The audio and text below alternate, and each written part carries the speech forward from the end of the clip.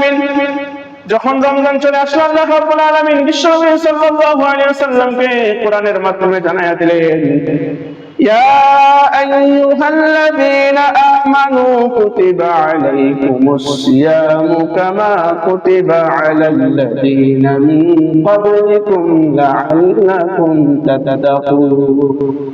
3 নম্বরে আল্লাহ রাব্বুল আলামিন স্বয়ং নিজেই বললেন, হে পৃথিবীর ঈমানদারগণ, কুতিবা আলাইকুমুস সিয়াম, তোমাদের প্রতি সিয়ামকে ফরজ করা হলো, কামা কুতিবা আলাল্লাযীনা মিন ক্বাবলিকুম, যেমন ভাবে তোমাদের পূর্ববর্তীদের প্রতি ফরজ করা হয়েছিল, কামা কুতিবা আলাল্লাযীনা মিন ক্বাবলিকুম লাআল্লাকুম তাত্তাকুন।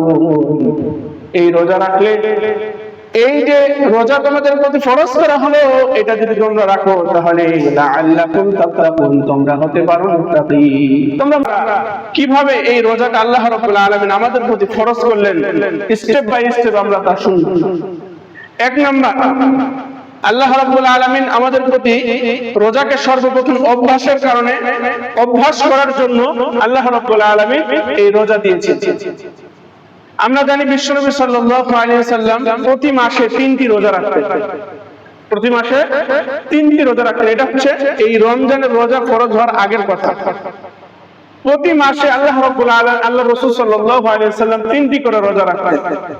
তো সাহাবায়ে কেরাম যখন দেখলেন যে আমাদের নবী প্রতি মাসে 3টি করে রোজা রাখতেছেন, তো এটা সাহাবায়ে কেরাম পালন করা শুরু করলেন।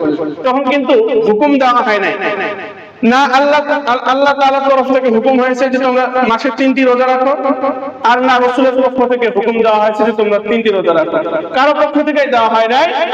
আল্লাহ রাসূল রোজা করছেন, সাহাবায়ে কেরাম আল্লাহ রাসূলকে দেখে দেখে অভ্যাস করছেন, 3টি রোজা রাখছেন প্রতি মাসে। এটা গেল প্রথম ধাপ, অর্থাৎ অভ্যাস করালেন আল্লাহ রাসূল সাল্লাল্লাহু আলাইহি ওয়াসাল্লাম তার উম্মতদের। এরপরে বিশ্বনবী সাল্লাল্লাহু আলাইহি ওয়াসাল্লাম যখন মক্কা থেকে হিজরত করে মদিনায় চলে গেলেন, ওই সময় আল্লাহ রাসূল সাল্লাল্লাহু আলাইহি ওয়াসাল্লাম দেখলেন মদিনার ইহুদিরা আশুরার দিন রোজা রাখতেছে। আশুরায় আমরা রোজা রাখি না, একটি রোজা কিন্তু রাখা আমাদের প্রতি আল্লাহ রাসূল সাল্লাল্লাহু আলাইহি ওয়াসাল্লাম নির্দেশ করেছিলেন। তো এই আশুরার দিন আল্লাহ রাসূল দেখতেছেন যে মদিনার ইহুদিরা রোজা রাখতেছে। তো প্রশ্ন করলেন, ভাই তোমরা এই আশুরার দিনে রোজা রাখো কেন?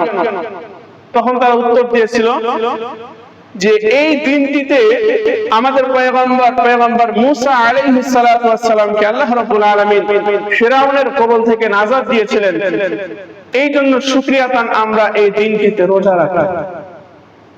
বিশ্বনবী সাল্লাল্লাহু আলাইহি ওয়াসাল্লাম যখন তিনি এই বিষয়টি জানতে পারলেন, তখন তিনি বললেন যে তোমরা ইহুদি, এজন্য তোমরা মুসা আলাইহিস সালাতু ওয়াস সালাম বেঁচে গেছেন ফিরআউনের কবল থেকে, শুকরিয়াতান রোজা রাখতেছো। আমরা তো হযরতে মুসা আলাইহিস সালাতু ওয়াস সালামের আত্মীয়, আমাদের তো তার সাথে একটা যোগসূত্র রয়েছে, আমরা তো একই কালেমার ভিতরে আছি। সুতরাং আল্লাহ রাসূল সাল্লাল্লাহু আলাইহি ওয়াসাল্লাম সাহাবায়ে কেরামদেরকেও বললেন যে তোমরা এই আশুরার দিন একটি রোজা রাখবা। সুবহানাল্লাহ। তাহলে প্রথমে গেছিল অভ্যাস, দ্বিতীয়টি আল্লাহ রাসূলের পক্ষ থেকে ফরজ করা হলো, মানে ওয়াজিব করা হলো। আল্লাহ রাসূল বললেন যে এই আশুরার দিন তোমরা একটি রোজা রাখবা। এখনো কিন্তু আল্লাহ তাআলার পক্ষ থেকে হয় নাই, মাথায় রাখতে হবে, অভ্যাস হচ্ছে কিন্তু। আল্লাহ রাসূল সাল্লাল্লাহু আলাইহি ওয়াসাল্লাম সাহাবায়ে কেরামকে নির্দেশ দিলেন আশুরার দিন তোমরা একটা রোজা রাখবা। কিন্তু ভেজাল আরেকটা কি, একটা রোজা রাখে ইহুদিরাও কিন্তু একটা রোজা রাখে।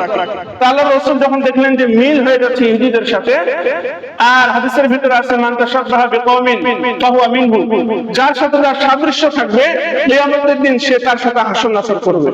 আল্লাহ রাসূল বললেন যে যেহেতু ইহুদিদের সাথে মিল হয়ে যাচ্ছে একটি রোজা রাখলে, সুতরাং তোমরা আশুরার দিন 2টি রোজা রাখবা, একটা হচ্ছে 10 তারিখ আর একটা হচ্ছে 11 তারিখ অথবা 9 তারিখ।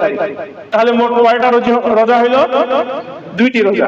আল্লাহ রাসূল সাল্লাল্লাহু আলাইহি ওয়াসাল্লাম 2টি রোজা রাখার নির্দেশ দিলেন। এটা গেল 2 নাম্বার পয়েন্ট।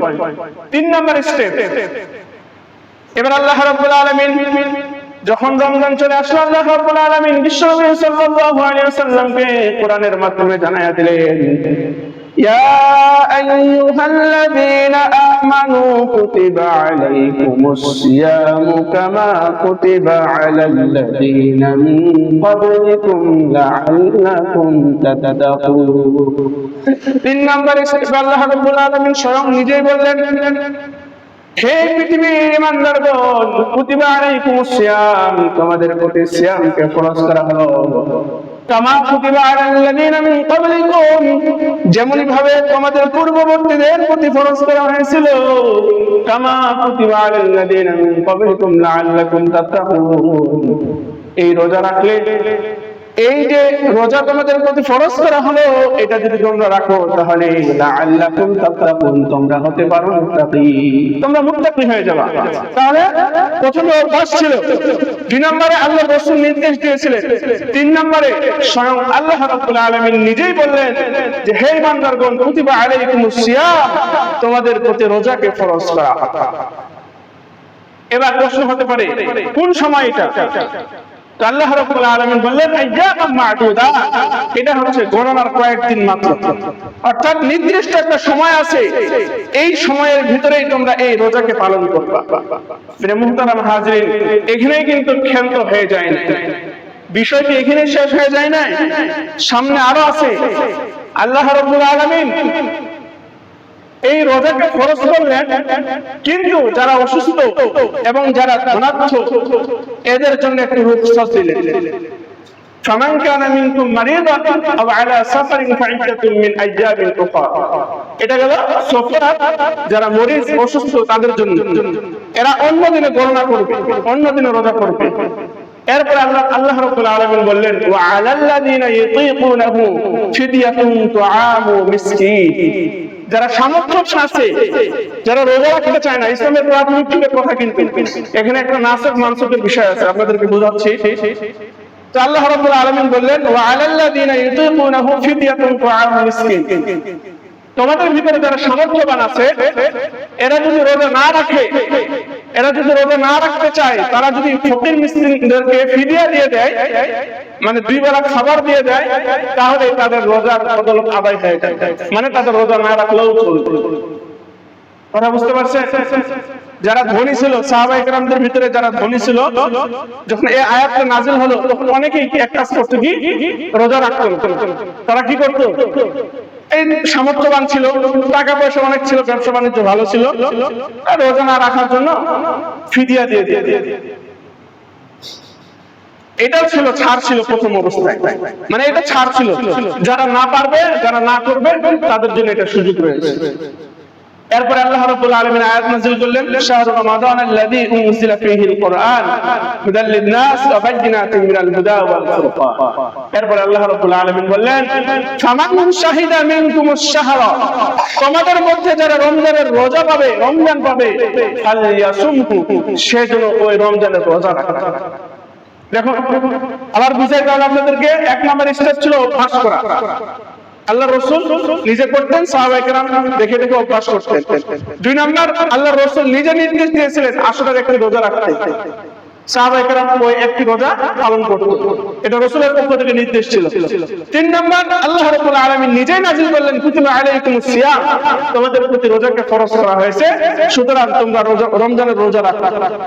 4 নম্বরে আল্লাহ রাব্বুল আলামিন একটু সুহুলত দিলেন, সহজ করে দিলেন, যারা ধনী আছে এদের যাতে কষ্ট না হয়, এজন্য আল্লাহ রাব্বুল আলামিন বললেন ওয়া আলাল্লাযিনা ইয়াতীকুনাহু ফিদিয়া, যারা সামর্থ্যবান তোমরা আছো, রোজা রাখতে চাও, তোমরা যদি ফিদিয়া দিয়ে দাও তাহলে হয়ে যাবে।